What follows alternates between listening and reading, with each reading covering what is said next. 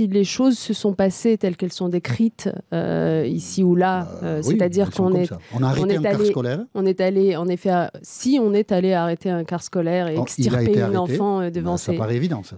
Au vu et au su de ses camarades, alors elles sont éminemment choquantes, oui. Mais aujourd'hui, il n'est pas avéré qu'elle se soit passée comme ça. Le Premier ministre, le ministre de l'Intérieur ont des amis de Leonarda demandé une enquête de l'Inspection générale de l'administration. Ils lui ont donné 48 heures pour la faire, cette enquête. Je pense qu'on peut décemment attendre les résultats de l'enquête avant de s'exprimer.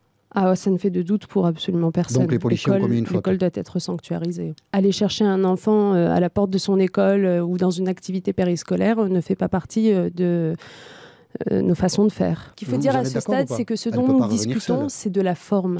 C'est de la forme de l'interpellation, en quelque sorte. Oui, donc si la forme est viciée, parce que sur le fond, l'expulsion est annulée. Absolument, comme vous le savez. L'expulsion peut être annulée, en effet, sur un argument de forme.